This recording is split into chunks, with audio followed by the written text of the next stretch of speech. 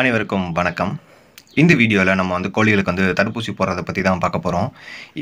This video is sponsored by BuyMote eShopping.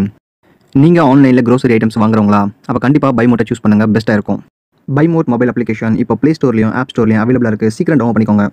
எந்த ஒரு ஆஃபரையும் miss பண்ணாம வாங்கிடுங்க. இது வந்து வெள்ளை கழிச்சலுக்கான தடுப்பூசி. காலையில எந்திரிச்சு நம்ம போய் வேக்சின் வந்து வாங்கிட்டு வந்துட்டோம். வேக்சின் வாங்கிட்டு வரதுக்கு நம்மக்கிட்ட ஐஸ் பெட்டி இல்லாததுனால நம்ம ஒரு டிஃபன் பாக்ஸில் ஐஸ் க்யூப்ஸை போட்டு கொண்டு வந்தாச்சு. ஸோ வந்தோடனே நம்ம செக் பண்ண வேண்டியது, வாங்குறதுக்கும் போதே நம்ம செக் பண்ண வேண்டியது என்னென்னு பார்த்தீங்கன்னா எக்ஸ்பிரி டேட் தான். ஸோ நம்ம ரொம்ப எண்டில் இருக்க மாதிரி தான் வாங்கியிருக்கோம். சரி, பரவாயில்ல. வேக்சின் போடுறதுக்கு நம்ம கண்டிப்பான முறையில் புதுசாக யூஸ் பண்ண சிரஞ்சி தான் வந்து நம்ம இது பண்ணோம். சரிங்களா? யூஸ் பண்ணுறதுக்கு புது சிரஞ்சி இருந்தால் தான் கரெக்டாக இருக்கும். பழைய சிரஞ்சி எதுவுமே யூஸ் பண்ணக்கூடாது. ஐஸ் கட்டி போட்டு கொண்டு வந்து எல்லாமே வந்து ஐஸ் வாட்டராக மாறிடுச்சு. சரி, ஒன்றும் பிரச்சனை இல்லை, டெம்பரேச்சர் வந்து இருக்கும். ஸோ நம்ம வாங்கிட்டு வரது ஒரு 20 நிமிஷம் கேப் அப்படிங்கிறதுனால நம்ம பெரிய செட்டப்லாம் போட்டு கொண்டு வரல. இப்போ வந்து பார்த்திங்கன்னா நம்ம 100 டோஸ் வாங்கியிருக்கோம், அதையும் 3 பாட்டில் வாங்கியிருக்கோம். நம்மக்கிட்ட இருக்க எல்லா கோழிங்க, வான்கோழிங்க, மணிலா வாத்து எல்லாத்துக்குமே வந்து தடுப்பூசி போட்டலான் இருக்கோம். இது விலை வந்து பார்த்திங்கன்னு சொன்னாக்கா ஒரு நாள் ஒரு ப்ரைஸில் இருக்கும், அடுத்த நாள் 5 ரூபா 10 ரூபா வந்து கூடியிருக்கும். அதனால் எந்த ஒரு பிரச்சனையும் கிடையாது. இது மொத்தத்துக்கே வந்து பார்த்திங்கன்னு சொன்னால் ஒரு 100 டோஸ் வந்து வாங்கியிருக்கேன்.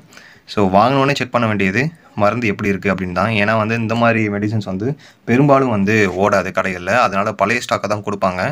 சரிங்களா? ஸோ நம்ம போடுற வேக்சினோட பேர் வந்து பார்த்திங்கன்னா R2B. ஓகே, இது எல்லாருக்கும் பெரும்பாலும் தெரிஞ்சிருக்கும். இது வந்து பார்த்திங்கன்னா வெள்ளை கழிச்சலுக்கு போடக்கூடிய ஒரு வேக்சின். ஓகே, ஸோ இதுக்கு 100 டோசஸ்க்கான அந்த ஸ்டெரிலைன் வாட்டர் வந்து கொடுத்துருப்பாங்க.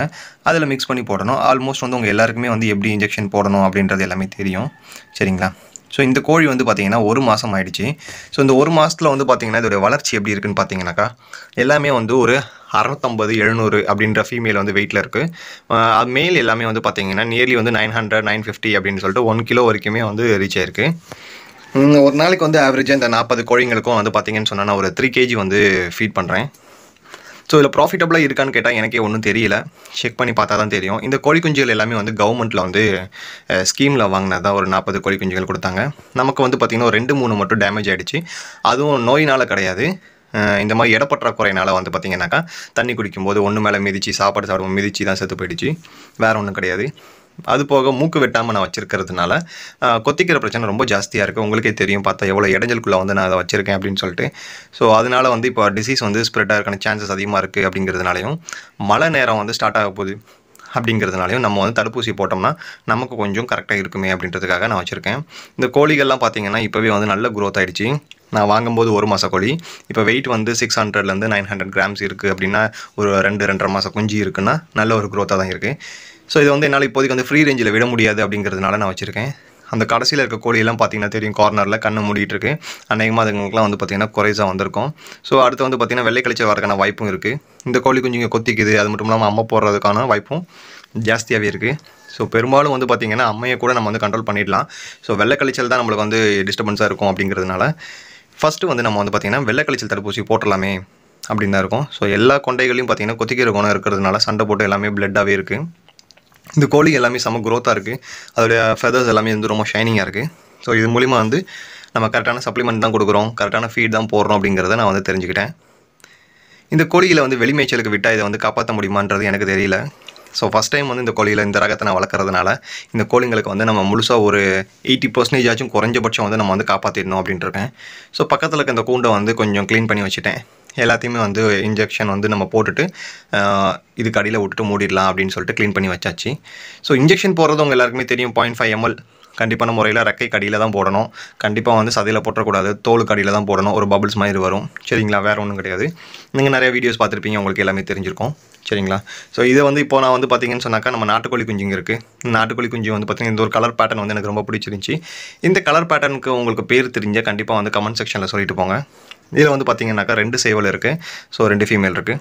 ஸோ இவங்க எல்லாருக்குமே ஃபஸ்ட்டு வந்து ப்ரையாரிட்டியில் வந்து இவங்களுக்கு போட்டு முடிச்சுட்டு அதுக்கப்புறம் நம்ம நாட்டுக்கோழிங்களுக்கு போடலான் இருக்கேன். மேலே வந்து பார்த்திங்கன்னா ஒரே ஒரு வான்கோழி மட்டும் தனியாக இருக்குது. நம்ம ஊருக்கு போயிட்டு வந்தோடனே நம்மக்கிட்ட இருந்த 5 வான்கோழியில் ஒரு வான்கோழி தான் இருக்குது, வெளியில் போயிடுச்சு. இங்கே பார்த்திங்களா, இது வந்து நம்மளுடைய பெட்டிக்குள்ளே இருந்த குஞ்சுங்க தான். இது என்ன காரணத்தால் மயங்கி இருக்குன்னு பார்த்தீங்கன்னா செத்து போயிடுச்சா. ஐயோ, இப்போ தான் எடுத்து வச்சேன் வீடியோ எடுக்கலான்னு, அதுக்குள்ளே மண்டையை போட்டுருச்சு.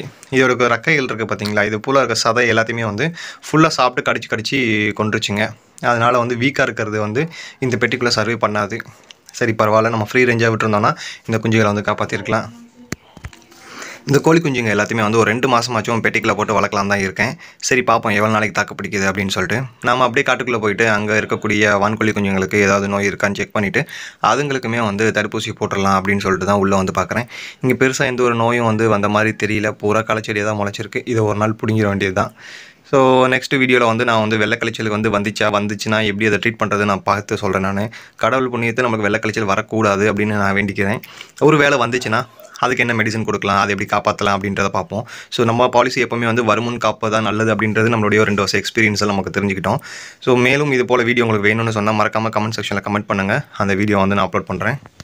இந்த களைச்செடிகள் எல்லாத்தையுமே எடுத்து இந்த மூலையில் தான் நம்ம வந்து கோழியில் விட போகிறோம். அப்படி இல்லைன்னு சொன்னால் இந்த கூண்டில் வந்து நம்ம வந்து எல்லா கோழிகளையும் நம்ம உள்ளே விட்டுட்டு ஃப்ரீ ரேஞ்சில் நம்ம கொடுப்போம். ஓரளவுக்கு ஸ்பேஸ் கொடுப்போம் பெட்டிக்குள்ளே இருந்து அப்படின்னு தான் நான் யோசிச்சு வச்சுருக்கேன்.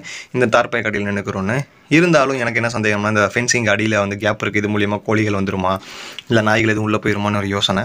இல்லைன்னு சொன்னால் நம்ம பழையபடி இந்த பக்கத்தில் இருக்க இந்த பாத்ரூமுக்கு சைடில் அந்த கோழி நிற்குது இல்லையா, இங்கே பறன் மாதிரி போட்டு அந்த பறன் மேலே கோழிகளை வந்து வச்சிடலான்னு சொல்லிட்டு நமக்கு ஒரு யோசனை.